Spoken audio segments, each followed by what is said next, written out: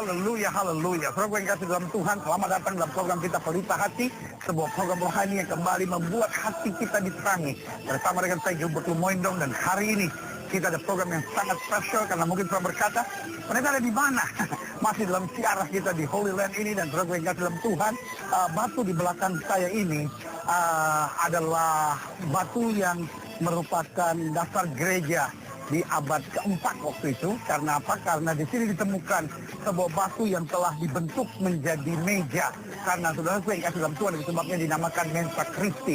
Karena di tempat inilah Kristus pernah menyediakan makanan buat murid-muridnya. Saudara yang kasih dalam Tuhan, tetap ikuti program ini, karena saya percaya ada berkat istimewa yang akan saya terima. Karena seringkali tanpa kita sadari, waktu kita menghadapi tekanan, waktu kita menghadapi pergumulan, waktu kita menghadapi masalah, kita lari dari panggilan. Dan selalu saya katakan bahwa orang yang lari dari panggilan adalah orang yang bodoh. Orang yang lari dari panggilan adalah pengecut. Orang yang lari dari panggilan, orang yang masuk jebakan setan. Dan akhirnya orang yang lari dari panggilan adalah orang-orang yang kemudian akan mengalami kesengsaraan. Saudara yang kasih dalam Tuhan, ikuti perjalanan selanjutnya. Ada kupasan firman yang saya percaya akan memberkati saudara, dan imanmu akan dikuatkan. Hal-hal yang baik akan terjadi. Tetap ikuti program ini dan diberkati. Haleluya.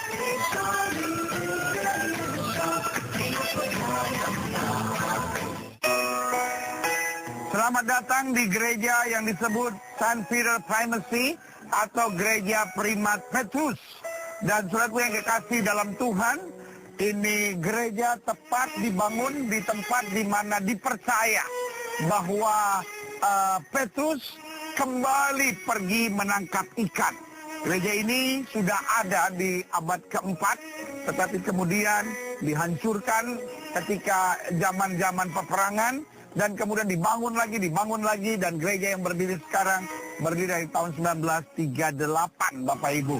Nah, saudaraku yang kasih dalam Tuhan, kalau kita sedang membahas tentang deeper dan intimate, maka hari ini kita masuk pada kunci ke-8. Nah, apa yang kita belajar tentang kalau kita mau lebih dekat sama Tuhan, kalau kita mau lebih dalam dengan Yesus, apa pelajaran penting yang harus kita pelajari di tempat ini? Nah, buat saya pelajaran penting yang harus kita pelajari di tempat ini adalah jangan lari dari panggilan. Sama-sama bilang sama saya, jangan lari dari panggilan. Yang pertama lari dari panggilan siapa? Adam dan Hawa. Betul? Adam dan Hawa, Tuhan bilang, kuasai semua ini, taklukkan semua ini. Artinya apa? Ular pun harus kamu taklukkan. Tapi apa yang terjadi? Adam dan Hawa lari. Sama-sama bilang sama saya, lari dari panggilan. Sama-sama bilang sama saya, lari dari panggilan. Dia sibuk dengan kesenangannya sendiri. Dan karena dia sibuk dengan kesenangannya sendiri, apa yang terjadi kemudian? Yang terjadi dia dibuang. Sama-sama bilang sama saya, dia dibuang. Yang kedua, siapa yang lari dari panggilan? Salah satu yang paling terkenal adalah siapa? Sama-sama bilang sama saya, Yunus. Tuhan suruh dia pergi kemana? Ke Nineve, tapi dia pergi kemana?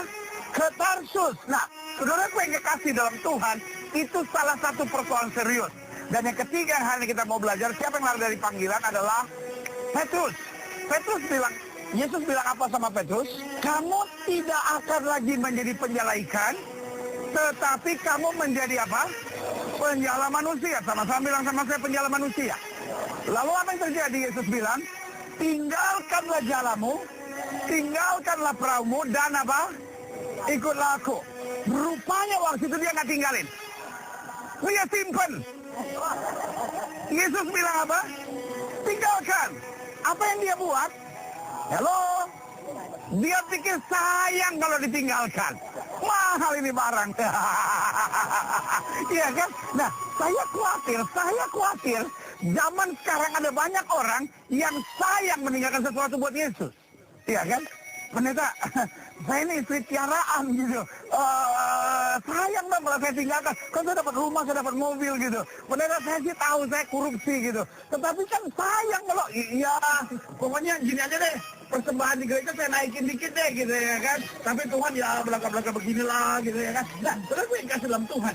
Ada banyak orang misalnya, orang yang pacaran sama orang tidak seiman, atau pacaran lakukan hubungan seks sebelum nikah. Iya kan? Dia dengar firman, dia bertobat. Tapi kalau saya mau tinggalkan, sayang pendeta, ini kan, ya kan?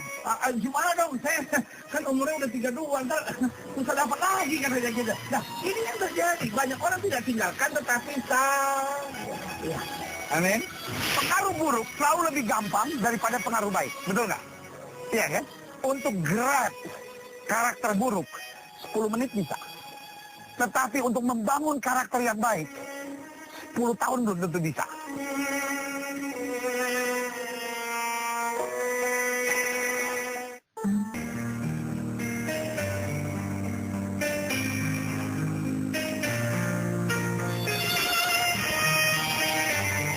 Ini yang kita mau belajar hari ini. Apa yang terjadi? Aha, bukan kita bilang sama-sama, Yohanes pasal 21, ayat 1 sampai 9. Kemudian Yesus menampakkan diri lagi pada murid-murid di pantai dan Tiberia. Dan ia menampakkan diri sebagai berikut. Ayat kedua, perhatikan. Di pantai itu berkumpul siapa?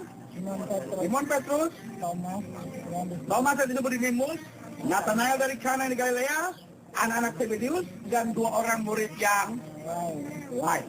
Jelas? Ya, kan? Saya pikir tadinya mereka kumpul untuk sel grup. Yesus sudah bangkit, ya kan? Murid-murid masih galau. Ya udahlah, kita sel grup aja yuk untuk saling menguatkan iman. Mestinya kan gitu. Sama-sama bilang kita harus saling menguatkan iman. Tapi apa yang terjadi? Mereka bukan sel grup, mereka merenung nasib. Ya kan? Aduh, gimana yang kita dulu orang yang paling dicari orang, kemanapun kita pergi orang banyak berbondong-bondong. Post power syndrome. Sehingga apa yang terjadi? So, what are we waiting for? Kita nih mesti ngapain lagi nunggu? Tiba-tiba, lihat. Ayat ketiga. Kata Simon Petrus kepada mereka, aku pergi menangkap ikan. Kata mereka kepadanya, kami pergi juga dengan engkau. Mereka berangkat oleh ke perahu, tapi malam itu mereka apa? Tidak menangkap apa-apa. Sama-sama bilang sama saya lari dari pantai. Sama-sama bilang sama saya lari dari pantai. Petrus pikir, udahlah, lupakan yang dulu lah. Udahlah, 1. Yesus juga udah mati, nggak tahu rimbanya. 2. Dia pikir, toh saya disqualified. Saya bukan orang yang cocok lah. Saya pernah nyangkal dia. Ya, istilahnya orang sekarang juga kalau dipakai lagi pasti kena scoring nih. Kalau istilahnya orang sekarang ya paling kalau dipakai lagi juga kena downgrade nih gitu ya kan. Udah pernah nyangkal, semua orang juga kalau dia banyak ngomong, lu kan pernah nyangkal, jangan banyak mulut lu gitu ya kan. Karena gini, manusia paling hebat nginget kesalahan orang. Hello, bu, ibu, kesalahan suami ibu masih ibu ingat sampai sekarang? Dosa besar bu, dosa bu. Kayaknya ibu perlu dibaptis di laut mati nanti bu, ya kan? Pak, kesalahan istri sampai sekarang masih ingat nggak Pak?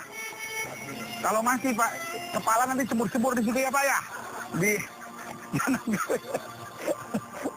Kelewatan Pak, bener deh Pak. Sekarang saya mau tanya, semua kebaikan istri masih ingat nggak? Ada sih 1-2 yang minggu lalu. Iya kan? Nah, kebaikan orang di sekitar kita kadang-kadang sangat sedikit kita simpan. Tapi kesalahan orang, waduh, sekarung masih kita ingat, saudara. Iya kan? Waduh, ya tapi kamu harus ampunin. Pendeta kalau salah ampunin, saya udah ampun. Tetapi terlalu pahit untuk dilupakan. Yaelah. Kayak judul sinetron, saudara, ya kan? Nah, tetapi yang saya mau ingatkan buat saudara, jadi pengen pikir, toh percuma saya bertahan. Toh percuma. Iya kan? Kalau pakai lagu zaman sekarang mungkin, Petrus nyanyinya juga, ku coba bertahan. Walau kadang sakit. Tapi dia pikir udahlah nggak, percuma lah. Saya pasti akhir punya. Akhirnya dia dengan kecewa dia bilang apa? Aku pergi untuk apa? Menangkap ikan. Kalimat itu tanda dia lari dari panggilan. Yesus bilang kamu tidak akan lagi menjadi penjala ikan. Kamu menjadi penjala manusia. Bayangkan Yesus sudah angkat derajatnya. Dosa menurunkan derajat kita kembali. Yang mengerti katakan hehe. Sama-sama bilang sama saya, dosa menurunkan derajat kita. Apa yang terjadi? Dia kembali tangkap ikan. Dan jeleknya, selalu saya bilang ini, pengaruh buruk selalu lebih gampang daripada pengaruh baik. Betul nggak? Iya kan?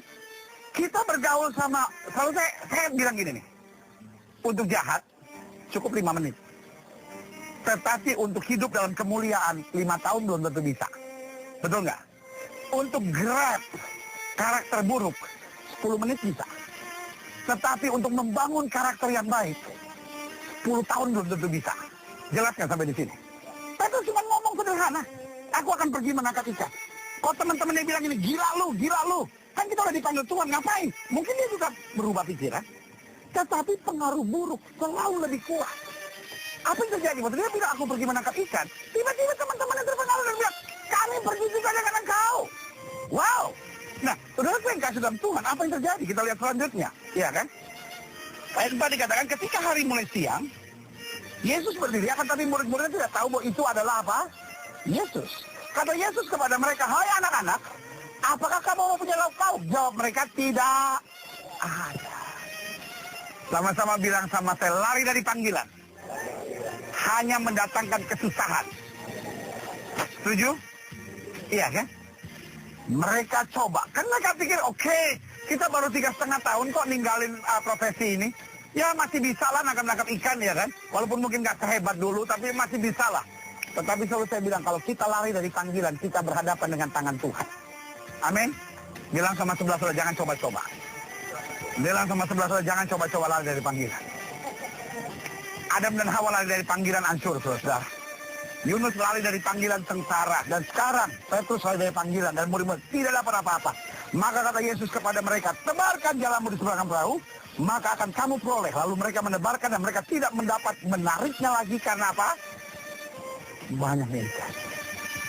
Wow. Luar biasa. Sama tahun bilang sama saya, dekat Yesus itu dahsyat. Kenapa dekat Yesus dahsyat? Bayangkan. Petrus sudah menyangkal Yesus. Petrus sudah lari dari panggilan. Tiba-tiba Yesus tanya, adakah barang lauk kamu tangkap ikan nggak? Do you catch something? Iya kan? Tiba-tiba dia bilang nothing. Iya kan? Coba. Gini ya. Ada orang tadinya pegawai saudara. Saudara. Tiba-tiba dia bohongin saudara, dia pindah pekerjaan tempat lain. Gitu. Tiba-tiba ketemu. Lalu saudara tanya, sekarang kamu tinggal di mana? Gitu. Karena dulu saudara bayarin rumah gitu. Terus saudara tanya, dulu saudara kontrakin rumah. Saudara tanya, kamu sekarang tinggal di mana? Enggak bu, enggak pak, saya sekarang udah nggak punya rumah. Kira-kira di dalam mulut saudara ada kata-kata apa? Makanya kamu tuh jangan aneh-aneh. Kamu tuh udah saya bertolong apa sekarang. Sekarang kamu begitu kan, habiskan, hancurkan, habiskan, lihat kan. Makanya jangan sok pinter lah kamu, jangan sok tahu lah kamu. Kamu tuh udah saya bantu. Makanya kamu kembali deh kerja. Iya kan? Waduh, kita kalau sebelum nolong orang, bacotnya tuh, waduh. Kayak ada silet tajam-tajam gitu ya kan. Yesus nggak mempersoalkan. Amin. Sama-sama bilang Yesus nggak mempersoalkan yang lewat. Setuju? Yesus bilang apa? Dia tolong dulu. Oke. You catch nothing. Tebarkan jalamu di sebelah kanan perahu. Dia tarik sampai nggak bisa narik karena apa? Banyaknya ikan. Sama-sama bilang sama saya, Yesus dahsyat. Maka murid yang dikasih Yesus itu berkata kepada Petrus, maksud Yohanes, itu Tuhan. Ketika Petrus mendengar bahwa itu adalah Tuhan, maka ia mengenakan pakaiannya sebab ia tidak berpakaian, lalu terjun ke dalam danau. Murid-murid yang lain datang dengan perahu karena mereka tidak jauh dari darat. Hanya kira-kira 200 hasta saja dan mereka menghela jalannya yang penuh ikan itu. Ketika mereka tiba di darat, mereka lihat apa? Api arang dan di atasnya ikan dan roti. Makanya di dalam gereja ada Mensa Christi, yaitu ketika mereka keluar dari danau ini, ya kan? Dan waktu mereka jalan, tiba-tiba apa yang terjadi? Di situ sudah tersedia di atas meja. Di gereja ini di dalam ada Mensa Christi, ya kan? Itu meja. Dan di situ sudah ada makanan. Wow. Saudaraku yang kekasih dalam Tuhan. Tamparan terberat dalam hidup kita adalah ketika kita berkhianat kepada seseorang, tiba-tiba orang itu mengasihi kita. Amin. Betul? Itu yang Yesus buat. Karena itu hari ini, dalam pembahasan kita tentang deeper dan intimate, dalam siara kita ke tanah perjanjian ini, biar kita bukan cuma foto-foto di sini. Oh iya, saya ada foto di gereja San Primat Petrus. Oh iya, saya ada foto di pantainya. Tapi ada sesuatu yang lebih dalam. Apapun yang terjadi, jangan lari dari panggilan. Hidup tidak selamanya bisa seperti yang kita harapkan. Tetapi stay on track. Tetap ada pada panggilan kita. Seberat apapun jalan yang harus kita lewati, jauh lebih nyaman daripada seindah apapun ketika kita lari dari panggilan. Jelas di sini? Amin. Ini tadinya aktif di pelayanan pendeta. Tapi kadang-kala sorry ya pendeta, orang gereja tuh mukanya malaikat tapi hatinya setan gitu pendeta. Nyakitin banget gitu. Saya ditipu loh, saya dikecewakan.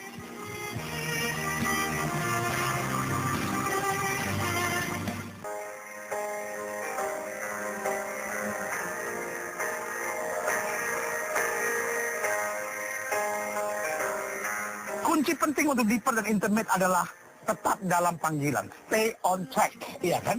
Karena saya pelajari, orang yang lari dari panggilan yang pertama adalah orang yang bodoh. Amin. Orang yang lari dari panggilan adalah orang yang bodoh. Yang setuju sama saya katakan amin. Kalau sudah tanya sama saya, kenapa pendeta orang yang lari dari panggilan adalah orang yang bodoh? Karena begini, tidak ada yang lebih baik dari Yesus. Dia mati buat kita, dia ampuni kesalahan kita, dia tebus dosa kita. Apalagi yang kurang?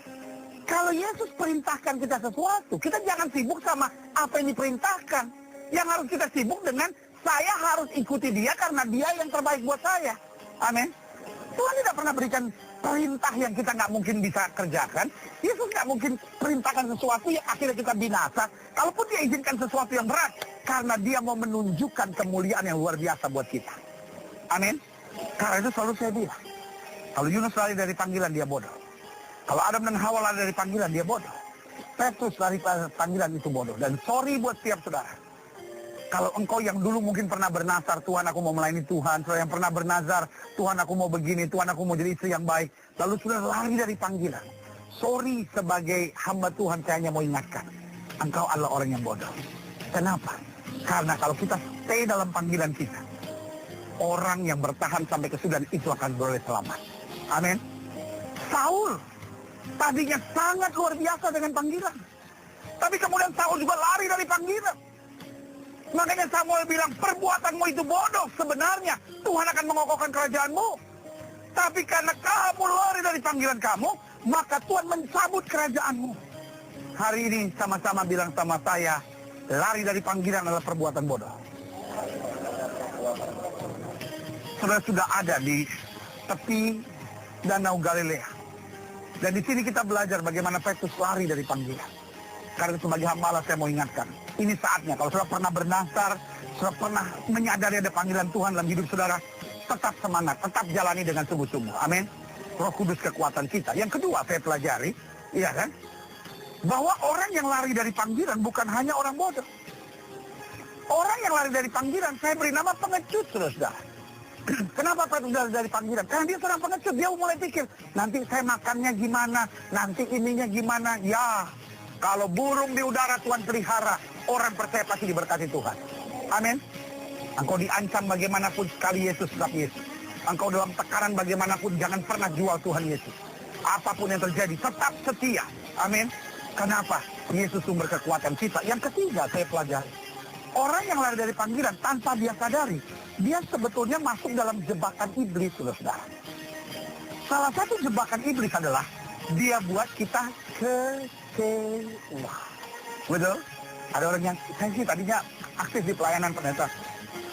Tapi kadang-kala sorry ya pendeta, orang gereja tuh mukanya malaikat tapi hatinya setan gitu pendeta. Nyakitin banget gitu. Saya ditipu loh, saya dikecewakan. Iblis seringkali pakai kecewa. Hari ini sebagai hamba Allah saya mau ingatkan buat saudara. Jangan masuk dalam jebakan iblis. Iblis mau kita lari dari panggilan. Tetapi selama kita bertahan, ada upah buat saya. Amin. Sama-sama bilang ada mahkota. Sama-sama bilang ada mahkota. Yang keempat, yang terakhir. Orang yang lari dari panggilan adalah orang yang tentara. Amin. Itu sebabnya Petrus meskipun ahli, dia coba tangkap ikan, tapi hari itu dia nggak dapat apa-apa. Jawaban saya sederhana.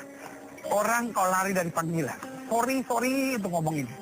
Sehebat apapun saudara, sejago apapun saudara, sepintar apapun saudara, semua datangnya dari Tuhan. Tidak ada orang yang terlalu miskin, hina, dan sengsara sampai Tuhan nggak bisa angkat. Tapi nggak ada orang yang terlalu tinggi, hebat, dahsyat sampai Tuhan nggak bisa rendahkan.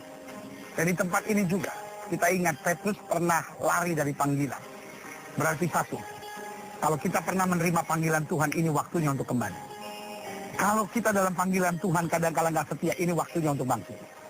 Tiga, kalau kita pernah bernasar sama Tuhan, ini saatnya untuk kita bilang, aku akan bayar nasarku Tuhan. Orang yang bernasar dan tidak menepati nasarnya, ujung-ujungnya cuma sengsara. Tetapi waktu kita kembali kepada nasar kita, I know that I know that I know, God will bless you abundantly. Tuhan akan berkati secara dahsyat dan luar biasa. Amin.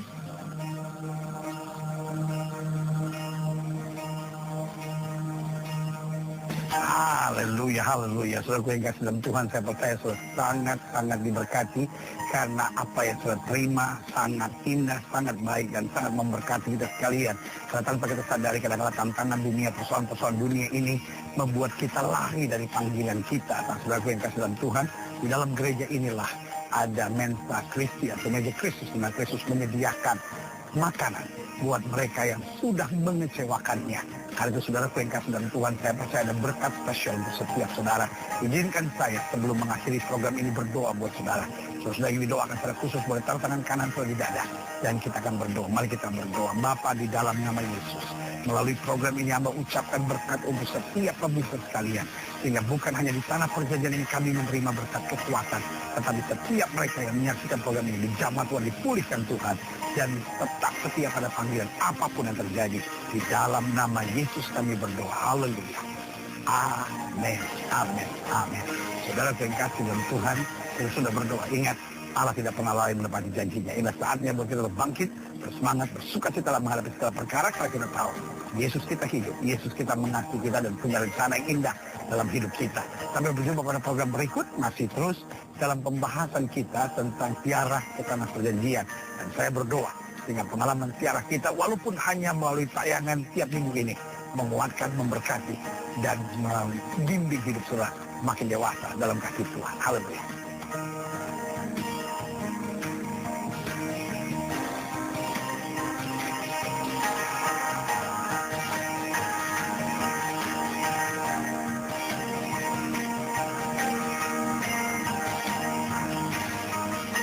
Ada banyak orang kan masuk gereja seolah-olah seperti kayak anak Tuhan, ya kan? Tapi di luar nipu jalan terus, maki istrinya jalan terus, ya kan?